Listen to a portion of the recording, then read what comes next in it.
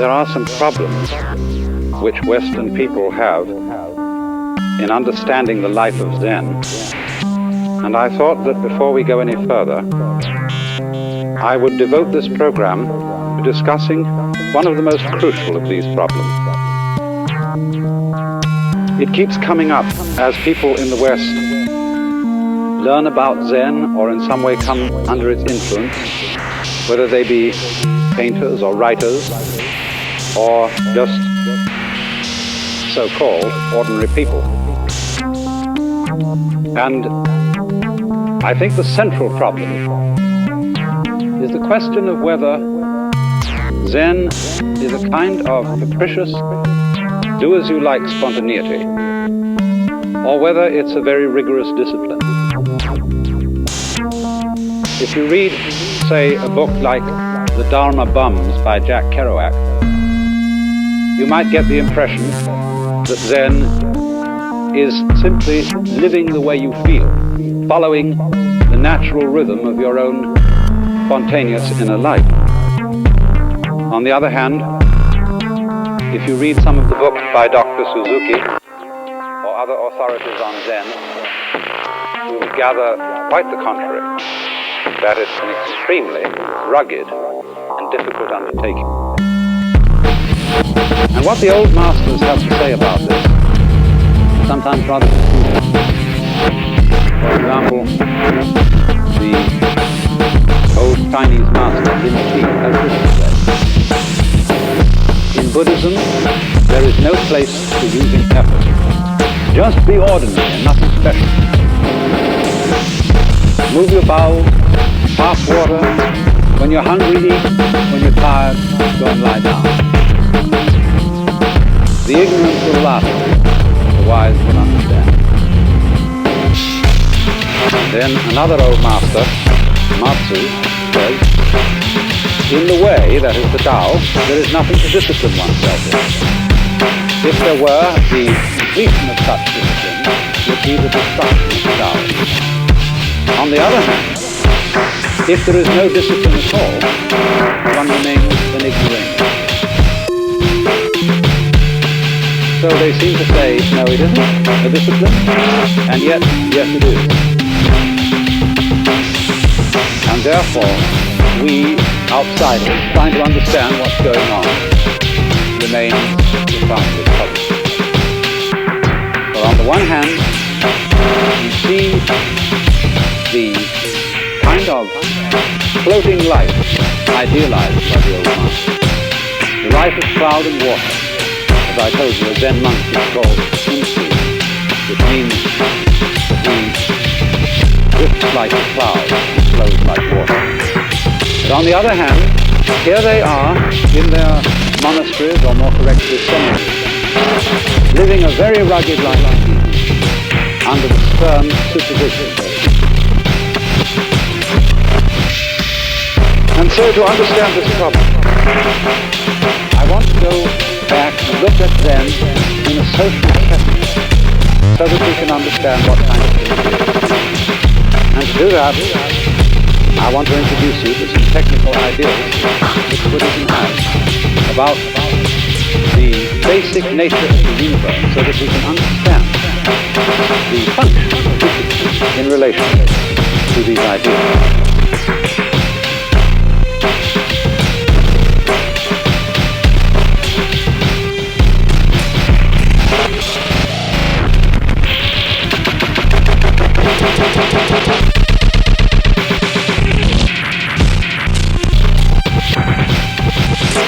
Now, there is a special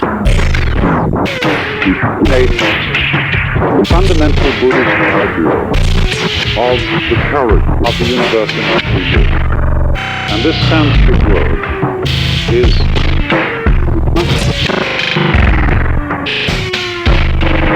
Ati. The word Dharma has many meanings. Sometimes the world.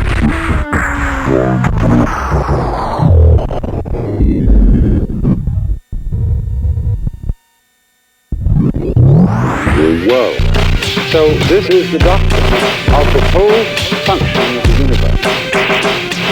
And it gives us a picture of a universe which is completely relativistic. What does that mean? If you stand on the Earth, it seems to you that the moon is moving. If you stand on the moon, it seems that the Earth is moving. And there's a Zen poem that says, empty-handed I go, and yet a spade is in my hand. I walk on foot, and yet I'm riding the back of an ox. When I cross the river, the bridge floats, the water is still. In other words, I don't know what an empty hand is, except in relation to a hand with something in it. I don't know what it is to walk on foot, unless it's in relation to some other kind of transportation, such as riding. And I don't know this motion, unless it's a relationship between something that's still and something that's moving. And so where you've got an idea of the universe in which everything is relative to everything else, you have, as it were, a scheme of disconnection between innumerable points. Reminiscent of a spider's web, a new one, or the image of Indra's net, which is a tremendous collection of jewels, all linked together in such a way that each jewel contains the reflection of all the other jewels. And in this sense, Buddhist doctrine says that our universe is so interconnected in all its parts that one part of it, so-called, can exist only in relation to all the others. All motion, too, is in relation to all other motion. So that there is, it works, as we would say in physical theory, as a field of forces. There is no separate center in which any motion or activity originates. All activity that occurs at any spot, as it were, originates over the whole system. And this is another meaning of the Taoist idea of Wu Wei. You remember this term, Wu, not Wei, acting or striving. The deeper meaning of this idea is that nothing acts of itself. There is, as it were, no such thing as an agent. For action is the nature of the whole thing, and it, as it were, appears in one place in relation to stillness in another, and so on. Now, when you have a highly relative system of this nature, if you want to introduce some kind of order, as we want to introduce order into society, we can't base a social order on a completely relative conception of the world.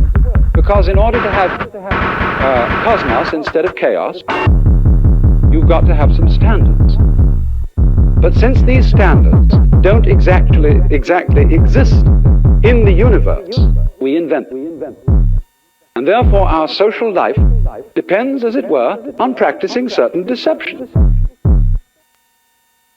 The Western philosopher Weihinger invented the term, the philosophy of as if. And all social order and communication depends upon certain deceptions being practiced. And I would say these deceptions are as follows. The first deception is that there are things. That is to say, that these vortices or nexuses in the total pattern of the universe are real and separate from each other and can be treated as such. In other words, to describe, to talk about the world, we have to break it down into various different units. Just in the same way, you're going to eat a chicken. You have to chop it up in sections, and it's easier to eat that way. But the cut-up fryer doesn't come out of the egg. It isn't found in nature. Nor do you find eggs where there are no chickens. Nor do you find chickens where there is no environment to them, and so on. So The pretense that things are separable for each other is necessary in order to think and talk about them. The next thing we have to pretend is that there are agents.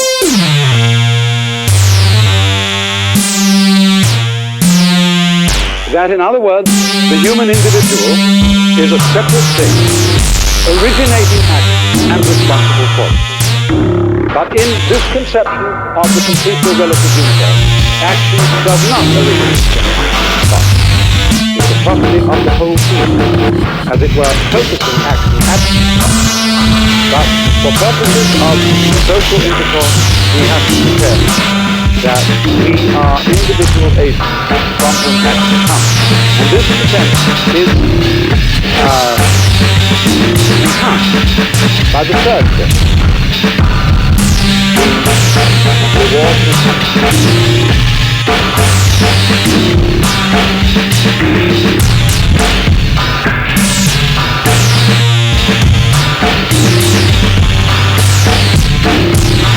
Now, this is very important. The reward for regarding oneself as a responsible agent is a promise of something good, whether it be in this life or whether it be in another. So that we are constantly kept up to date based on this by living for a big thing coming in the future. And this has a word concealed. What our own proverb says is saying tomorrow never comes. We are only really to get the fact of living fully by having our eye on the future. There is a meaning for it.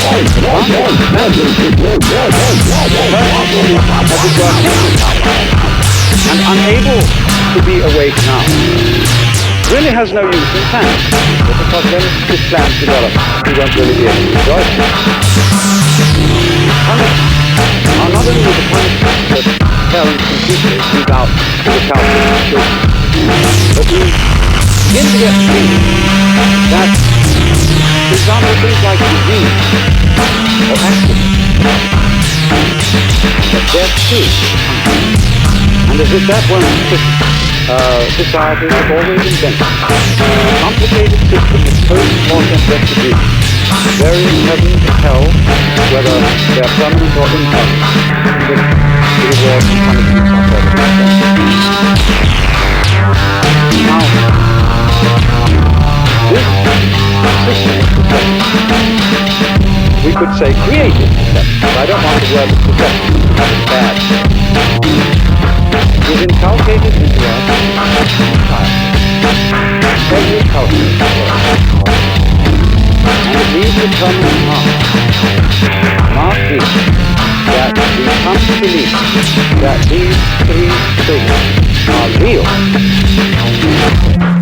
Having accomplished the job of creating a social discipline and of getting human beings to step the right pace, to dance, as it were, to the tune played by the pipe. Having done that, they are burned into us. And so we come to feel that we really are separate things. That we are agents and sources of action, that we are actually responsible for what we do, that there is that ego thing inside us, which is the initiator, the doer, the will behind all action. And so we also come to believe in these various rewards and punishments, whether it be the Christian system of heaven and hell, or whether it be the Hindu-Buddhist system of transmigration or reincarnation, living life after life after life, inheriting in each following life the karma or destiny which we prepared for ourselves in the preceding one. And this is very convenient because then there is no, as it were, way of escaping the police. There are celestial police as well as terrestrial police, and by this we are kept in order. But you see, this strategy of the social deception is really like a raft that we use to cross a river. When we have, in young people, inculcated to go on being taken in by this deception, is like picking up the raft when you've crossed to the opposite bank and carrying it with you, and it becomes a burden. And so what Zen is basically is a way of freeing human beings from those deceptions, returning them to the vision of the world in its complete relativity. Now, the training which one goes through with a Zen teacher, shall we say, lifts these deceptions off one's mind. Now you might say, I can understand intellectually, I can understand the idea that I only seem to be an agent of that, and that things only seem to be separate from each other, but are actually connected. But does it make me feel any different inside? And you might say, well, no, I don't think that's what it does. You understand it fully. I would like to change the way I feel. But here comes the crucial point to understand. On the one hand, if you set out to change the way you feel, that might be called a discipline. On the other hand, if you decide to accept the way you feel, and not try to take it over, that might be called a discipline. But here's the point. If you have understood clearly that you as a separate will or a separate ego are a fiction, then on the one hand, you can't change it. On the other hand, you can't do nothing about it. Because there is no agent, no separate you, either to do something about it or to do nothing about it. And so, this situation seems, as it were, paralyzed. If you can't do, and if you can't don't, what's going to happen? But the point of this is that paralysis is a realization of the unreality of the individual agent. So what happens? From this point, one ceases to take oneself seriously. Now, of course, there is always a danger in not taking the things seriously which society says we should take seriously. There's the case of, the raw youth, sort of juvenile delinquent type, who revolt against society, and who use the experiences and ideas of Buddhism to justify that revolution. And that is why the practice and nation is to reveal this point of view only to those who are socially secure. And so the discipline of the Zen school is a safeguard for the dangerous understanding, dangerous insight which is there being had. And so all those rigorous tests that I explained, the rigorous regimen of life, these, as it were, do not directly produce the understanding, but they are, as it were, the guarded stockade around it. The Zen, you see, is fundamentally an insight. The recognition of the deception, the as-if of these fundamental assumptions about the world which are social life. But then, when you don't take them seriously, when you don't take your own separate existence seriously, then you have, as it were, been inwardly relieved of the burden of this feeling of this society.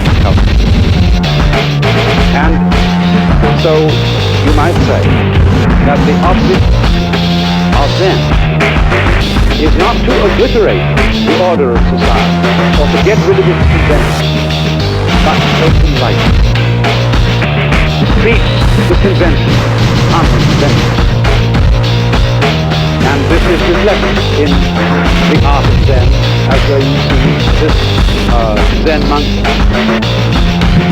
Chinese Hanshang, treated like a kind of clown, or games in such a painting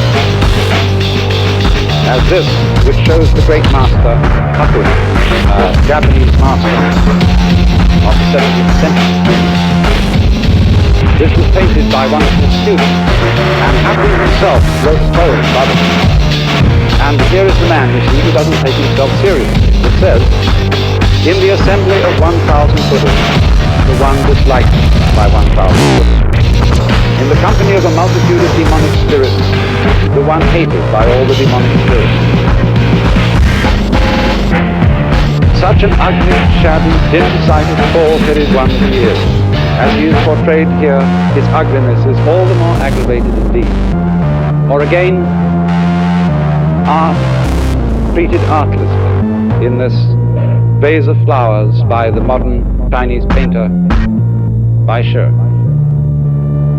A great master of the craft of painting, but here painting almost as naively as a child, for this is artless art. Or again, the sacred treated in a secular way, as in this painting by Sengai, another 17th century Japanese master, of the three sages, Buddha in the center, Lao Tzu to the left, and Confucius to the right.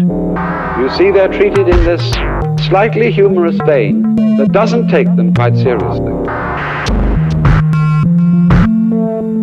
Now, in order to understand the real element of discipline in Buddhism, Western students often get plagued or muddled by a kind of what I would call mysterious East department. The projection of too much excellence on something foreign that is not familiar to us. And this occurs particularly among people who think of Buddhist practice as producing all kinds of fantastically miraculous psychic powers, and who think that if they go to Japan to study Zen, they're going to come back converted from human beings into Supermen. Of course, in popular superstition in Asia itself, Buddhism is sometimes regarded in this way. But really, it's a very natural thing. We shouldn't be taken in by that. And when we see works of art such as this, we sometimes have difficulty in judging what kind of excellence is in them, what difference there is between formal art on the one hand and Zen art on the other, because we are so with these productions. We belong to a foreign culture. Now let's take an example of a certain piece of calligraphy. I'm showing you now an informal piece of Zen calligraphy by a very great Chinese master. We, of course, can't read it. It doesn't mean anything to us. Therefore, it seems to be nothing more than just lines on paper, rather interestingly and dynamically drawn. But now this might be compared with another piece of calligraphy, which I'm showing you here.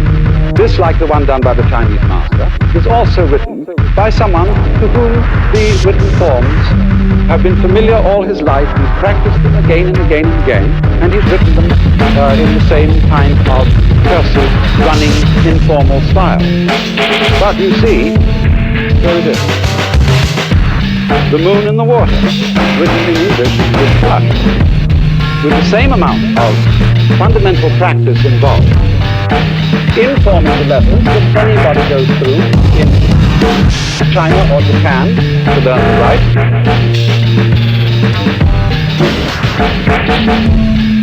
But the style is the same informality, showing the dynamics of the brush.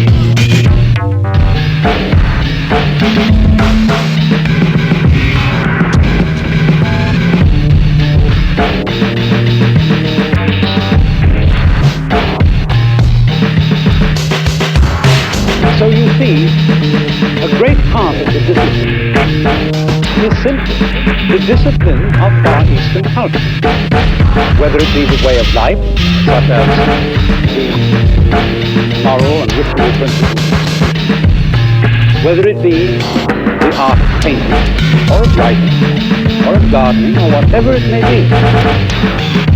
Zen is something that exists in relation and is manifested through the ordinary cultural disciplines of art. But in itself, what Zen is something quite different. You see, every discipline that we undergo envisages success in achievement. And success is something that we must all think about in relation to the individual considered as a separate nature or will. I succeed, do I not? Then, however, it is essential that this individual will is fixed. It's a question of fatalism, because fatalism is the individual is the posture. Inside of Zen, there is no individual.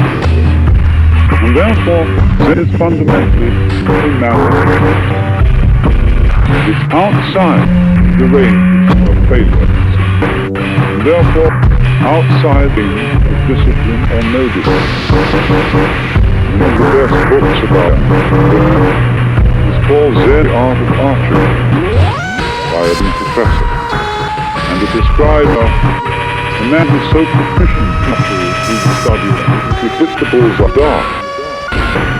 But a friend of the composer John Cage was recently traveling down, and Japanese said to him, you know, something needs to be done to you.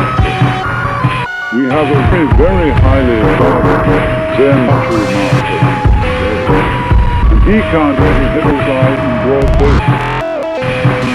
There are some things which Western people in understanding the light. And I thought that before we go any further, I would devote this program to discussing one of the most crucial of these problems. It keeps coming up as people in the West learn about Zen or in some way come under its influence, whether they be painters or writers or just so-called ordinary people. And I think the central problem is the question of whether Zen is a kind of precious do-as-you-like spontaneity, or whether it's a very rigorous discipline. If you read, say, a book like The Dharma Bum by Jack Kerouac, you might get the impression that Zen is simply living the way you feel, following the natural rhythm of your own spontaneous inner life. On the other hand, if you read some of the books by Dr. Suzuki or other authorities on Zen, you would gather quite the contrary, that it's an extremely rugged and difficult undertaking. And what the old masters have to say about this is sometimes rather confusing. For example, the old Chinese master Lin Chi has this to say: in Buddhism, there is no place for using effort. Just be ordinary and nothing special. Move your bowels, pass water. When you're hungry, eat. When you're tired, go and lie down. The ignorant will laugh, but the wise will understand. And then another old master, Matsu, says, in the way, that is the Tao, there is nothing to discipline oneself. If there were, the completion of such discipline would be the destruction of the Tao. On the other hand, if there is no discipline at all, one remains ignorant. So they seem to say, no, it isn't a discipline, and yet, yes, it is. And therefore, we, outsiders, trying to understand what's going on, remain profoundly puzzled. For on the one hand, you see the kind of floating light, idealized as it is. The life of cloud and water, as I told you, a Zen monk is called Insu, which means that he drifts like a cloud, flows like water. But on the other hand, here they are in their monasteries, or more correctly seminaries, living a very rugged life indeed, under the stern supervision. And so to understand this problem, I want to go back and look at Zen in a social setting, so that we can understand what kind of thing it is. And to do that, I want to introduce you to some technical ideas which Buddhism has about the basic nature of the universe, so that we can understand the function of business in relation to these ideas.